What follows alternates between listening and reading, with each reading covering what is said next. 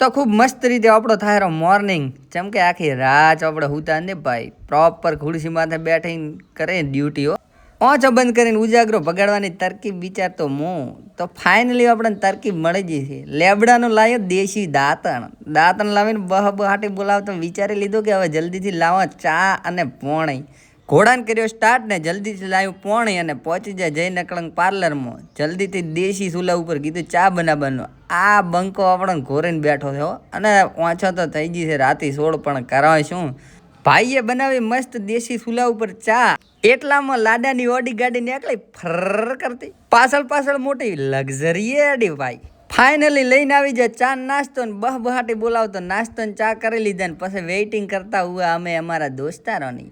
અને ફાઇનલી આપણે બીજી શિફ્ટના બંદા આવી જાય ને આપણે બહાટી બોલાવતા નીકળી પડ્યા હતા ઘર બાજુ ને આ છે મેળો. આ મેળો મહિનાથી તૈયાર થાય છે પણ હજી ચાલુ થવાનું નામ નથી લેતો. બાઇકમાં પતી દીધું પેટ્રોલ તો પુરાવી નો છું. ઘરે પહોંચાય ને ખબર પડે ઘઉં ચોખા મળે.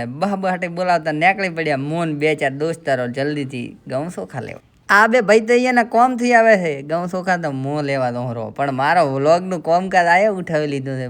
બહાટી બોલાવેલા તો કાલે ફાઇનલી પહોંચી જાવ આપણે પંડિત દીનદયાળ ગ્રાહક ભંડાર. જલ્દીથી લઈ લીધા ઘઉં ચોખા અને મળીએ નવા વ્લોગ સાથે. ત્યાં સુધી આપણને ફોલો કરી નાખો. બાકાજી કે બોલાવો ભાઈ.